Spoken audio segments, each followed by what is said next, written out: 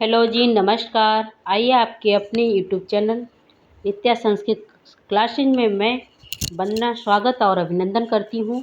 और आज हम लोग देखेंगे जो सी टेट और यूपी टेट के एग्ज़ामों में पैराग्राफ से जो प्रश्न आते हैं, पैराग्राफ जो आते हैं गद्यांश और पद्यांश के, उन पैराग्राफों को हम लोग जल्दी में कैसे हल करें बिना उनके संस्कृत के पैराग्राफ को। देखिए यहाँ पे लिखा भी हुआ है कि संस्कृत के पैराग्राफ को हल करने की ट्रिक। ठीक है, तो कैसे हम उस संस्कृत के पैराग्राफ को बिना पढ़े, उनके अर्थों को बिना पढ़ना तो पड़ेगा, लेकिन अर्थ को, जो संस्कृत के शब्द होते हैं उनके अर्थ को बिना समझे ही हम कैसे उनके प्रश्नों को हल कर सकते हैं, प्रश्नों का उत्तर दे सकते हैं। तो चलिए आइए समझते हैं। सबसे पहले हमें 4 बातों का ध्यान रखना पड़ेगा। 4 बातों का ध्यान रखना पड़ेगा तो हम प्रश्नों का हल आसानी से दे सकते हैं। ठीक है, प्रश्नों का उत्तर हम आसानी से दे सकते हैं। तो सबसे पहले 4 बातें कौन कौन सी है? तो सबसे पहले नंबर पे आती है, और हमें चारों स्टेप को पूरा करना पड़ेगा। जैसे चौथा स्टेप पूरा होगा वैसे ही हमारा उत्तर भी हमें प्राप्त हो जाएगा। तो चलिए देखिए कैसे। तो स्क्रीन पर आप देख पा रहे हैं कि सबसे पहले लिखा हुआ फर्स्ट पे, बिना अर्थ निकाले पैराग्राफ पढ़ें। पैराग्राफ के संस्कृत के पैराग्राफ को बिना उसके अर्थ समझे ही एक बार सबसे पहले हमें पैराग्राफ को पढ़ना चाहिए। ठीक है, सबसे पहले हम उस पैराग्राफ को पढ़ लें। फिर उसके बाद सेकेंड नंबर पे हमारा आता है, प्रश्न में एक की पॉइंट ढूंढें। जो प्रश्न है उस प्रश्न में हमें एक की पॉइंट ढूंढना पड़ेगा। ठीक है, की पॉइंट ढूंढें। फिर इसके बाद आता है तीसरे नंबर पे, चारों विकल्पों को दिमाग में सेट कर लें। जो 4 विकल्प दिए रहते हैं कि प्रश्न देकर, और उसमें ए बी सी डी करके जो 4 विकल्प दिए रहते हैं, उन विकल्पों को हमें अपने दिमाग में रखना है कि विकल्प में क्या क्या है, प्रश्न क्या पूछ रहा है, और प्रश्न पूछने के बाद विकल्प में क्या क्या है, कौन कौन सा विकल्प दिया हुआ है। ठीक है, उन विकल्पों को अपने दिमाग में रखें। फिर इन चारों विकल्पों और की पॉइंट से पैराग्राफ में अवश्य होगा जो आप, वही सही उत्तर होगा। करें कि कहने का मतलब है कि जो विकल्प हैं उन्हीं विकल्पों में से, उन्हीं की पॉइंट में से एक अवश्य ऐसा प्रश्न होगा, एक ऐसा ऑप्शन होगा कि जो हमारा सही उत्तर होगा। तो चलिए आइए देखते हैं कैसे हम उन प्रश्नों को ढूंढेंगे, अरे प्रश्नों के उत्तर को ढूंढेंगे। तो चलिए देखते हैं। सबसे पहले आते हैं हम लोग गद्यांश पर, और ये मैं गद्यांश के बारे में ही बता रही हूँ। तो सबसे पहले चलिए गद्यांश पे चलते हैं। देखिए, गद्यांश को सबसे सर्वप्रथम पढ़ें। सबसे पहले हमें गद्यांश को पढ़ना है। तो चलिए आइए मिलके पढ़ते हैं।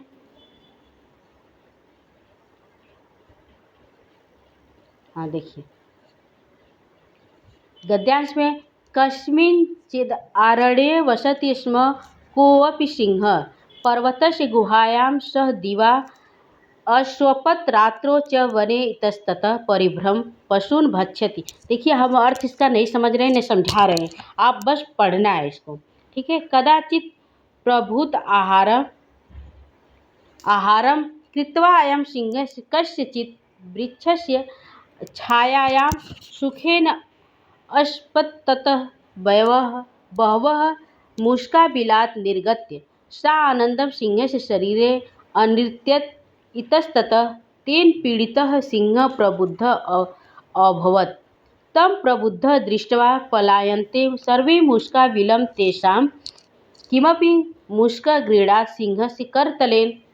तदा स मूषकः आर्तस्वरेण औदत्, भो महाराज, त्वं किल पशूनां राजा, प्रसिद्धः तव पराक्रमः, अहं तु क्षुद्रः जन्तुः, मम अपराधं तावत् क्षमस्व, मां मा जहि, मयि दयां कुरु, कदाचिदहं करिष्यामि तव साहाय्यम् इति। एतत् तस्य आर्तवचनं श्रुत्वा सिंहः तम् उच्यत।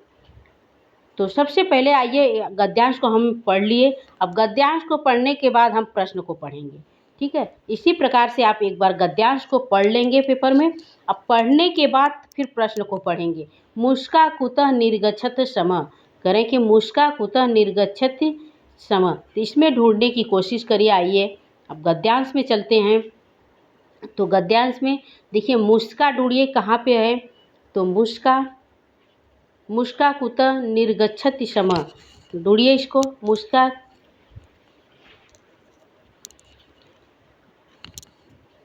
तो देखिए क्या एक बार ऑप्शन पढ़िए। बिलात पहले नंबर पे था, प्रश्न को पढ़ना था, फिर इसके बाद वो ऑप्शन को पढ़ना है।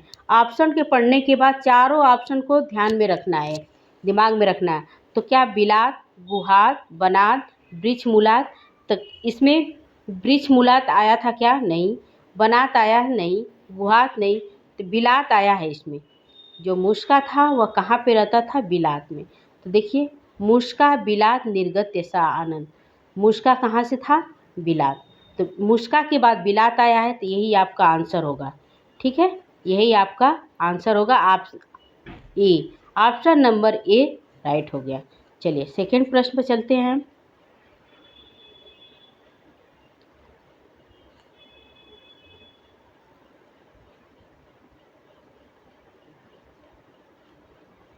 सेकंड प्रश्न देखिए, मुष्का कुत्र नृत्यन्ति सम, मुष्का कुत्र नृत्यन्ति सम, तो बिले कि सिंह शरीरे की गुहायाम की वृक्षोपरि, तो वृक्षोपरि कहीं नहीं आया था, गुहायाम नहीं आया था। बिले तो मुस्का बिल से निकला हुआ था, तो सिंह से यहाँ पे नृत्य पूछा जाता है, नृत्य से। तो देखिए ऑप्शन गद्यांश में एक बार आइए, एक बार गद्यांश में चलते हैं।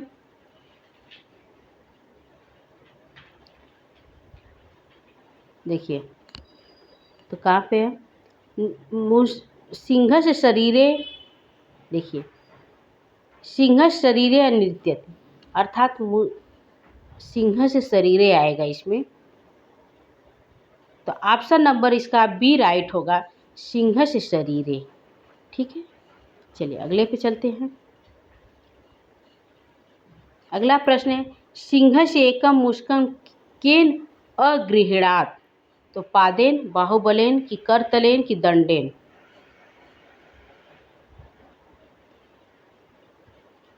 बताइए। तो चलिए, क्या सिंह से एकम मुष्कम केन अगृहणात्, तो आइए गद्यांश पे चलते हैं हम। गद्यांश देखिए, मुष्का गृहणात् सिंह से कर तले आया हुआ है, कर तले क्या आया हुआ है? कर तले, यही आपका राइट आंसर होगा, कर तले। तो चलिए आप ऑप्शन पे चलते हैं हम।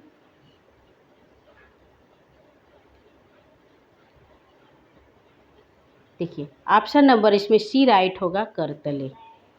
ठीक है, एक मिनट,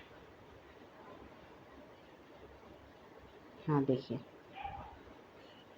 क्या पादेन आया हुआ है उसमें? नहीं। बाहुबलेन नहीं।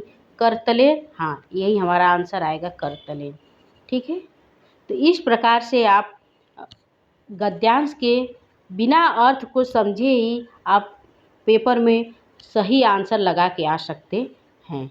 ठीक है, चलिए एक और प्रैक्टिस कर लेते हैं। और ये कैसे संभव होगा? आप जितने अधिक प्रैक्टिस करेंगे तभी संभव हो पाएगा ये। ठीक है, इसमें प्रैक्टिस ज़रूरी है आपकी।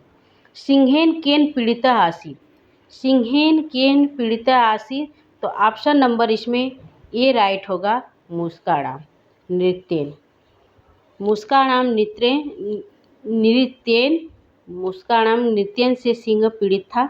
तो इस प्रकार से आप अधिक से अधिक प्रैक्टिस करिए। प्रैक्टिस करने के बाद आप ऐसे गद्यांश को पढ़कर एक बार के पढ़ने के बाद ही बिना अर्थ को समझे ही आप कर लेंगे। ठीक है, तो आप ये कैसे संभव होगा?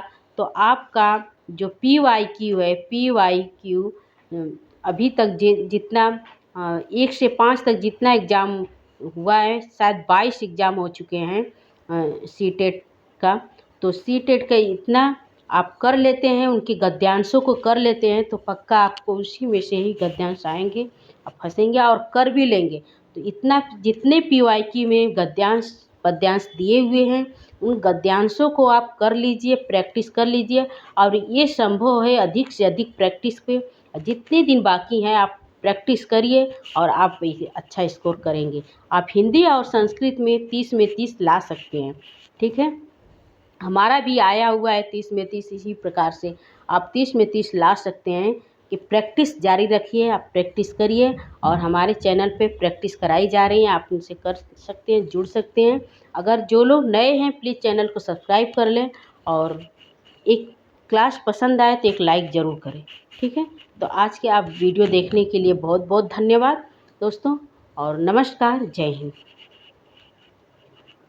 और मैं अभी आपको बता दूं कि अभी ये मैं गद्यांश का बताई हूँ, और पद्यांश का जल्द से जल्द ही वीडियो लेकर आऊँगी कि पद्यांश को कैसे हल करें। ठीक है, तो आज के लिए इतना ही। नमस्कार, जय हिंद।